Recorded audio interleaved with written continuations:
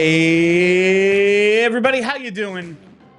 Well, that's good. Welcome to PHLY Flyers Pregame presented by Bet365. My name is Bill Matz. I'm your director of fun and games for the afternoon. Joining me live in the Xfinity studio, it may be Steve. We'll see. Steve Jaco may be here. Apparently, the city on this beautiful 60-degree day, traffic filled. Lots of hustle and bustle out there. So we'll see if Steve's able to make it here for pregame. But either way, I am here, and we have a showdown with the Boston Bruins, the team currently holding that second wild card spot. And it's I guess if you are still invested in a playoff race, this is a huge game for the Flyers. If they were to win in regulation, could potentially get them back in this thing, I guess. You take a look at the standings. Philly not even making it into the into our graphic. They are pretty far out of it. However, we carry on. You know, crazier things have happened, I suppose. If we get another performance, 2 goals out of Matvei Michkov, another goal or so out of Trevor Zegras, you see there on the screen, anything's possible. So we will take a look at today's lineup as we await the official lines and pairings. The one thing we do know, Dan Vladar will get the start tonight. Damn Vladar in there with that sub 250 goals against, and that save percentage still hanging at around 905. It is his 34th start of the season. Every time he gets in, he sets a new career high for starts and appearances. He's only played the Bruins once since becoming a Philadelphia Flyer, and it was abbreviated. Sub 20 minutes in relief of Sam Ersson back on January 29th, but he did stop all 6 shots he faced in that third period, so that's pretty cool. Ersson gave up, 5 on 20 shots in the first 40 before Vladar came in relief. So we will see how he does today. And we look towards the rest of the Flyers lineup. We did get the news. Charlie tweeted it, as did the other beats. Emil Andrae stays in, so hip, hip, hooray. We are getting the young player over probably Noah Juleson. We will wait to see the lines and all of that once the Flyers have taken the ice and start doing line rushes and everything. And look at that. Right on cue, we are joined by Mr. Fly Hyperbole himself. It is Steve Jaco. What, you getting a suntan out there, Steve? That's what I was doing. Yeah, I was tanning. I love to tan right before pregame. Fell asleep tanning. That's what we always do. No, we were having some fun with commuting in the city of Philadelphia. It's great to live in the city and come to the studio in the city and leave an hour before the show starts and still make it late. Because, maybe some of Philly's finest might have blocked the street and your bus might have gotten stuck. And then you waited till the last second through the Uber because you're cheap. And then here you are. En route well before me. Yes. And still somehow. Listen, having a good day. We were just saying, it's like 60 degrees outside today. I got in my car and was like, oh my God, it's like hot in here. What's going on? Everyone's out. Everyone throughout the city. Listen, we've been buried in snow. I get it. There was a little traffic. It was more traffic than usual coming over here. An odd time for a game. 3 o'clock. Very odd time. So 2:30 start. This is like the time everyone's in between bars, going from one to the other, I assume. But go between bars. We, as I was saying, in terms of today's lineup, Steve, is going to be Dan Vladar with his 34th start of the season, and we did get word that Emil Andrae staying in the lineup after, I suppose, not embarrassing himself in his that was the bar, I guess. He was completely acceptable, and I've been saying this. It's not even as if I'm the biggest believer in what Emil Andrae is going to be. All right, he could be a nice third pair puck moving defenseman. You put him with a Nick Seeler type, that's a fine third pair. In fact, I would say of all the people that talk on this show regularly, you're probably the lowest on Andrae. And it probably goes Charlie, me, Kelly, you. And it's just there's no reason for him not to play them. No. Unless... we got to put Noah Juleson in there to be slow and kind of hit guys. We all know what Noah Juleson is. Charlie and I were theorizing perhaps they're trying to spotlight. They're trying to display him for a trade, but like Any that GM fifth that round. trades for Noah Juleson should be fired immediately. Listen, if you give up a 5th-round pick for a 7th defenseman who can play physical if you have an injury or two in the playoffs, fine. But like, who doesn't know who this guy is at this point? Right. He is exactly the guy he was who came into the league like 8 years ago. He's only played 200 career games because this is what he is, a fill-in. And he's a decent one. First half of the season, he was, as you would say, perfectly cromulent. And then it was just like, all right, this guy's played way too much and it's starting to get ridiculous. He's been exposed. In limited minutes, limited games, he's totally fine. There is absolutely no reason to spotlight him over Emil Andrae, who might work out. And the thing is, Emil Andrae, when he works, like, he really can provide you an offensive spark that few other guys on this defense can do. So I really like Emil Andrae for having that dimension. Like Travis Sanheim, we actually saw that a lot in the Olympics from Travis Sanheim. But Travis Sanheim's a guy who's capable of that. And when Cam York was drafted and Jamie Drysdale was drafted, we thought they were capable of that. We don't see that often from them. Emil Andrae has shown that like a lot when he's in the lineup. So he just gives you an added dimension. And this team, who struggles to score goals routinely, could really use any offensive help they can get. So I was just, before you came in, talking about Dan Vladar and his only appearance against the Bruins this year, 3rd period relief. He stopped all 6 shots of Sam Ersson, who gave up 5 on 20 shots in the first 40 minutes of that game back on January 29th. It's not. I'm not good with math. No, but I did want to ask you just how surprised you were by Sam Ersson's performance, especially after he gives up the horrendous goal against the Rangers. He bounces back and played pretty well. I mean, Sam Ersson, that's the story of Sam Ersson's career. You never know what you're going to get from him. It's like, he does have those games where he will let up some just horrific goals in the first period and then settle down. I can't say I'm that surprised because I've seen Sam Ersson do everything at this point. That's fair. Except put up a 900+ save percentage. No, and that's It was encouraging though. It's encouraging if you are on team, let's try to make the playoffs, because they're not going to be able to be bad enough to get like a top 8 pick, which is that's honestly a reasonable, given that Dan Vladar has given up basically 2 goals a game the entire season. I think 25 of his 33 starts, he's given up exactly 2, something like that. That's consistency right there. I would say, like, if he's going to prevent them from losing so many games in a row just because, like, they'll score 3 sometimes. Like, okay, let's try to make the push, I guess. Sam Ersson playing well is encouraging. For me, it's just annoying. Yes. Like, oh yeah, we're going to have a 920, 925 save percentage now that I've given up on the season and I want to do tankathon in every post game. Like, that's, we can still do tankathon. Of course. When they win, I don't want to do tankathon because that Who cares? Like, all right, they're at 15th. Great. Like, but like, I mean, the Islanders, the Islanders got #1 out of nowhere. So they did. There's a chance, folks. But I did find it was like, oh, good for him, but also, okay, the Rangers are the worst team in the East by like a lot. Yeah. And also, it's annoying. Especially once you give up the weak goal from 40 feet away. Just why are you going to play well now? And also, like, the Rangers are a team that you want to crush if you can. It's frustrating that everybody else to beat them, crushing the Rangers, and we can't do it because they have been so annoying. And I'm talking specifically about their fans. Yeah. Their fans have been so annoying over the past 5-ish years of Flyers. I mean, they're always annoying, but they've been extra annoying as the Flyers have been slumming it and the Rangers have been pretty good. When they have been invading whatever the arena has been called in South Philadelphia at the time, it is horrific. It's just all those blue shirts in the crowd. Your jerseys say the name of your team. It's not original. You're not cool. Shut up.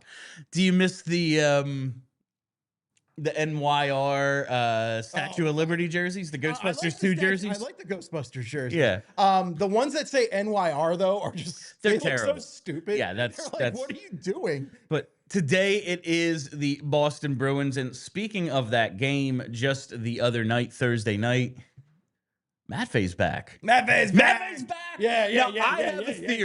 I have a theory that he took that penalty. Well, he drove the net knowing that he's either going to score or run over Shesterkin, knowing, because the penalty kill's been pretty damn good, I will get an overtime shift as long as we kill this penalty.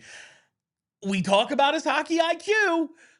I don't think it's out of the realm of possibility. He knew what he was doing. I'm there with you. I mean, I didn't like the kind of penalties that Matvei Michkov took in the first half of the season. A lot of just lazy, stupid penalties. Just stuff that just seemed like he wasn't that engaged. Move your feet, keep your stick down. These are things you should know. Yeah, and he took an insane amount of penalties. Like, he's number one on the team with a bullet. Hooking, tripping, high stick, stupid stuff. Stupid stuff. So this is the kind of penalty I want him to take because he's 100%. Being aggressive. He's going to that. He's trying to generate offense. So yeah, he took a penalty. Guess what?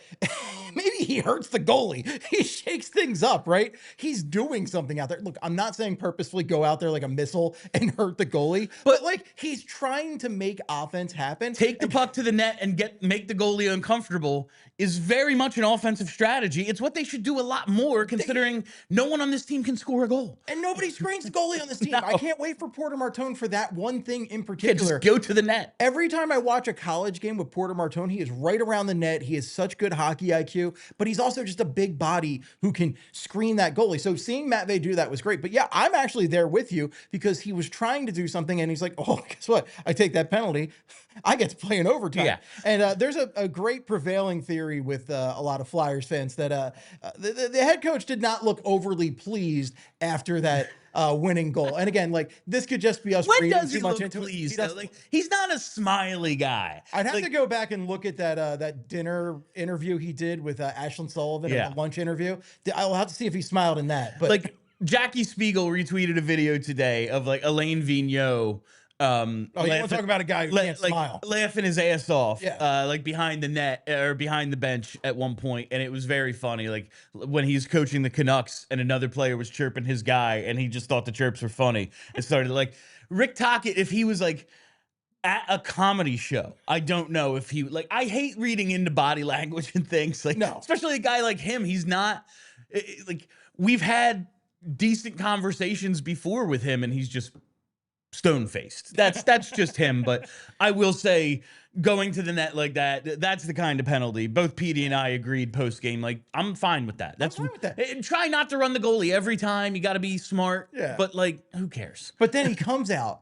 And that goal he scores in overtime is because I also like that he got back and helped the defense there. He gets back. He helps get that puck out of the zone. But then he actually, I swear he definitely did some working out during that time off, because he looks really good through these first couple games back. Like, he looks a lot. He looks engaged. He looks stronger. But he looks quicker is my biggest thing. And he used that quickness that we saw a lot of last year. He doesn't look like fast out there. He's not Owen Tippett, but he's got quickness. He's got craftiness. And he used that speed to go up the ice. And the way he just beat a guy one-on-one finally. We've been waiting for that all season, it feels like. Beats that guy one-on-one, gets the goalie one-on-one, and then just takes that crafty Matvei Michkov shot that we saw all last season.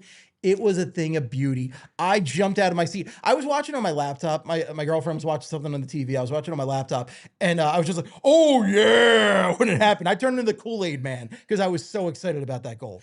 All right, on the other side, we're going to talk a little bit more about Michkov. We should have the lineups for you, but we got to take our first break. Whatever the moment, it's never ordinary at Bet365. You know, Bet365 has over 90 million users worldwide. They live stream almost 800,000 events each year. And today, Bet365 offers the widest range of games and markets available for live in-game betting across 78 different sports. And with the Bet365 NHL early payout offer, you're a winner. If your team gains a 3-goal lead, you get an instant payout on straight bets, and your parlay selections are marked as winners. Whatever the moment, it's never ordinary at Bet365, and we have breaking news from our friends at Bet365. New customers now get $200 in bonus bets when you bet just $5, win or lose. All you gotta do, sign up, use the code PHLY365, deposit $10 and place a bet for $5 to get $200 in bonus bets if your bet wins or loses.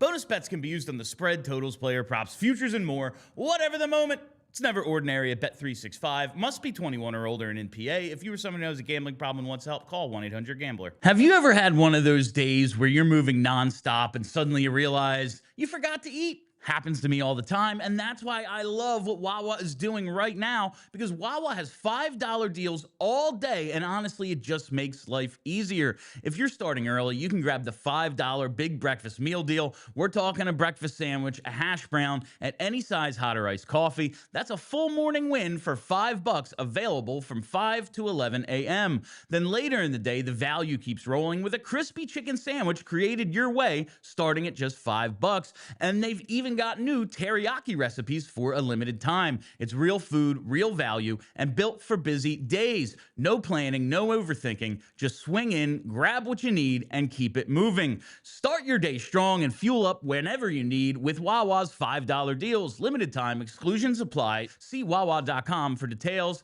Gotta have a Wawa. All right, welcome back, and I do want to talk a little bit more here about Matvei Michkov.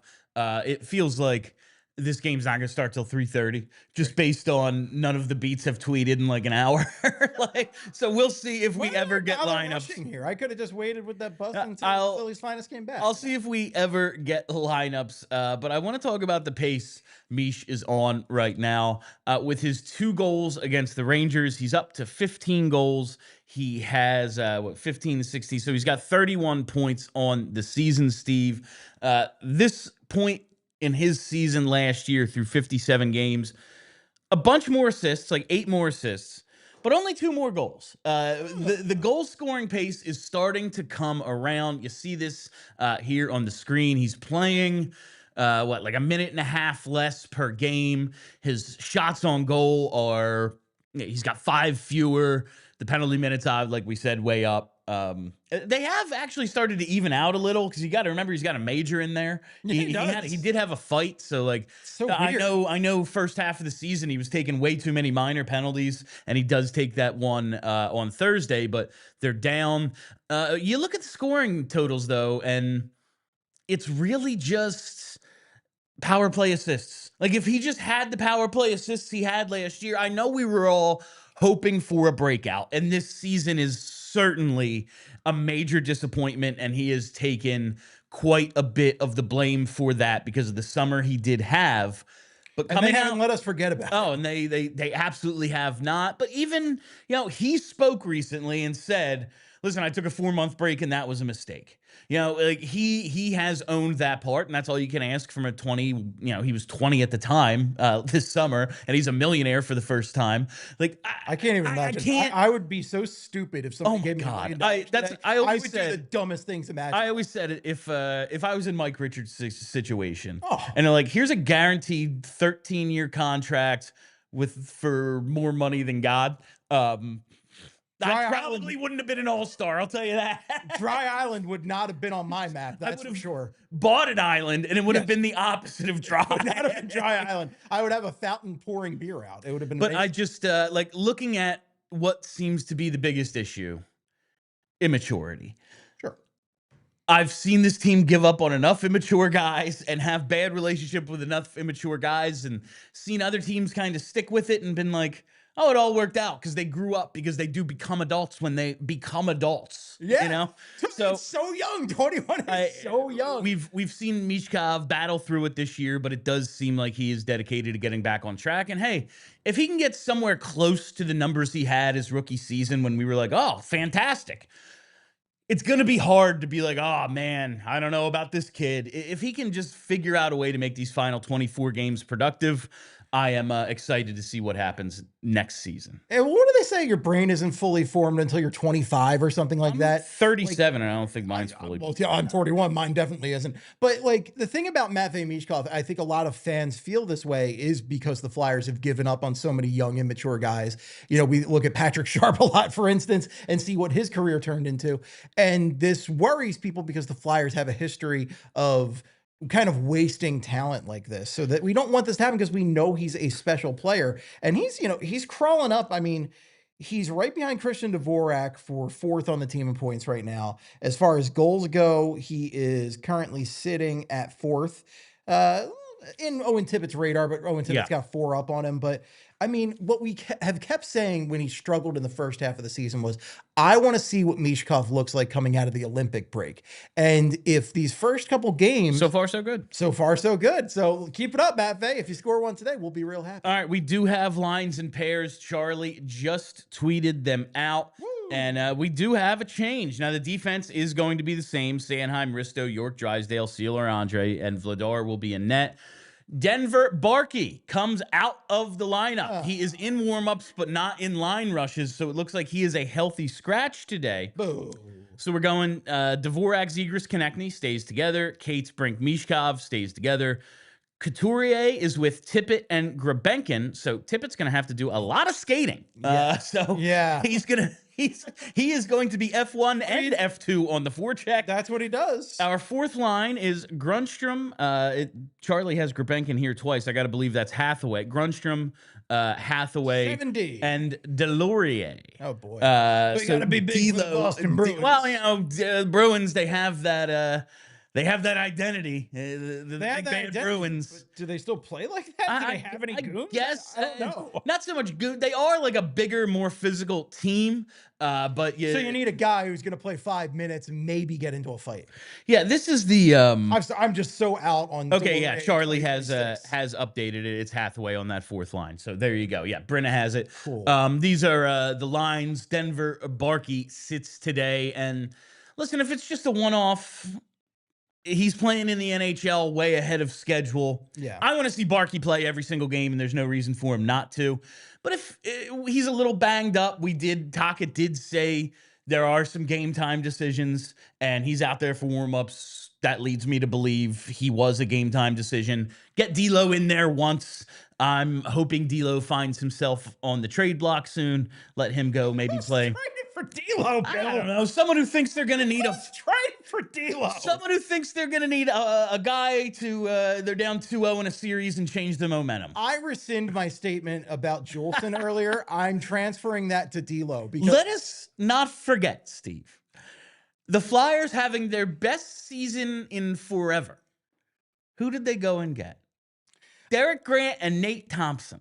Yeah, that sort of move. A Juleson, a Delorier, that sort of thing. But those guys could at least play defensive hockey. I'm not saying it's like a good idea. They're going to get something for them. I would love if you could trade Hathaway, Delorier, and Juleson. Oh man, what a trio that would be for a GM to trade for. But I'm just trying to be realistic here. I understand. D'Lo did get traded.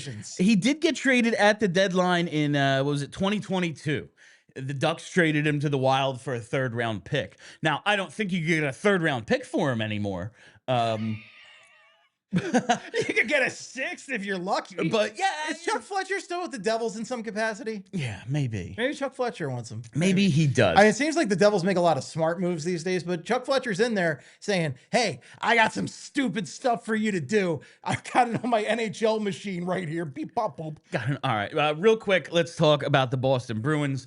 They are 33-20-5. They have 71 points in 58 games. They're 2 points up on Washington for the second wild card spot, and they have 3 games in hand on Washington. So it's really just like a salting away the clock. Let's get 2-3 out of every couple of games, and we'll probably be in the playoffs this year. Looks like the Atlantic most likely has both wild card spots locked up. The Flyers trail them by 8 points, and both have played 58 games, so 4 games back. So this is a pretty... If you are on team, let's see if we can do it. This is a pretty important game, potential 4-point swing here. But who knows? It's definitely possible. You see their leading scorers. No shock. David Pastrnak at the top. 22 goals, which is a little surprising. He's normally like 15 more than that at this point in the season. But he does have 72 points in 50 games, while Morgan Geekie having the crazy scoring season, 33 goals in 57 games. And then the usual suspects rounding out their depth, McAvoy, Lindholm, and Zacha. But it's really been all about Jeremy Swayman this year. bounce back from what he did a season ago. He signs that big contract. I know I just changed that, Bryn. I screwed up his career save percentage against the Flyers. Bounce back, except for when he played for Team USA. Yeah, well, he's that's over. He's not going to be in consideration for international tournaments anymore. But 37, 22, and 3 with a sub 3 goals against and a 903 after a year in which he was in like the 890s, maybe high 880s, coming off signing that big contract. Career versus the Flyers, basically what he has done this season. He's not been awesome. 6-2-0, 3 goals average, and a 902 save percentage. So it's not like he's dominated the Flyers throughout his career. And that leads us to our pregame picks. It's time for our Bet365 pregame picks. Sign up, use code PHLY365, deposit $10 and place a bet for $5 to get $200 in bonus bets, whether your bet wins or loses. Bonus bets can be used on the spread, total, player props, futures, and more. Whatever the moment, it's never ordinary at Bet365. Must be 21 or older. Gambling problem, call 1-800-GAMBLER. We got a couple today, Steve. Travis Konechny, anytime goal at +210. I like it. He hasn't scored in 4 straight. It's his longest drought of the season, or his longest drought since he had a real slump, like most of November through December 1st. I think he went like 11 or 12 games without a goal, but it's basically his longest scoring drought of the season. He's been pretty good lately, putting up points. I like TK to get one, and I'm going to add Matvei Michkov over half a point at +132. He has 3 goals in 4 career games against the Bruins. All 3 against Jeremy Swayman. Oh, I like that. Yeah, so that's something. He's got 3 career goals against Swayman. Let's get him at least a point tonight. Yeah. I'm not going to go with the anytime goal because he'll end up just having 2 assists and I'll be mad about it. So we're going to go with over half a point. It's plus money. Why not? I would also throw for, if you're looking for an emotional hedge, I would look for Pasternak to either score a goal or have a couple points in this game. 45 points in 35 games plays against the Flyers, 26 goals in that time. They have done a better job on him recently. Yeah. Like it was I think 2021 season where we played only like 6 teams or whatever all And that year. was the Lake Tahoe game. And yeah, too, it's the Lake Tahoe game. And oh my God, that was... I think that awful. game, I know like we had been mediocre in and out every other year, you know, usually losing the first round.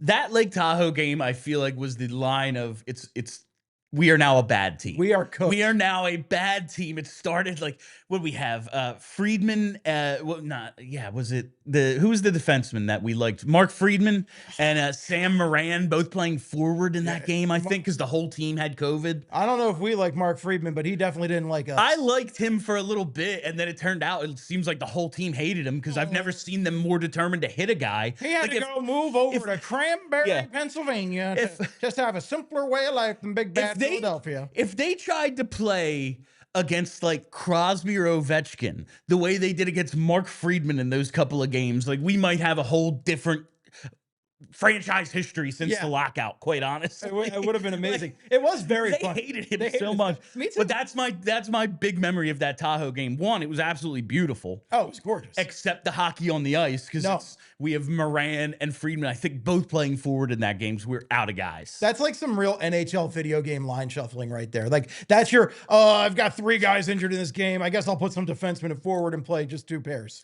But we will see how the Flyers fare against this version of the Boston Bruins today. Nice little afternoon puck drop for us, but that is all the time we have for you on PHLY Flyers Pregame, sponsored by Bet365. You see this, man, this schedule doesn't get any easier. No. I know the Leafs are bad, but they always beat us, even if, you know, we have a 1-0 lead the entire game and a power play to seal it, and they still somehow beat us. The Mammoth have been good. Pittsburgh's trying to hang on without Crosby. Schedule doesn't get any easier. See that 3 p.m. next Friday trade deadline in the middle there. We will have a 2-hour show for you that day from 2 to 4, so make sure you tune in for that. I'll be there. Now. Oh, good. Steve's going to be here. Excellent. There's your answer. There's your answer, Bryn. We were just talking whether we're going to have a co-host that day or not. I'm coming in. So thank you all for listening. Thanks for hanging out. If you haven't already, hit that subscribe button. Follow us right here on the PHLY Sports YouTube page. And hit the like button, damn it. We're here doing a pregame. Saturday afternoon. It's beautiful gorgeous. day. I could be anywhere else. Give us some thumbs up.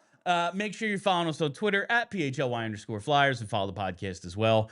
I am Bill. That is Steve. Thank you to Brenna. Let's go Flyers. Let's go Flyers. We all silly like the mayor.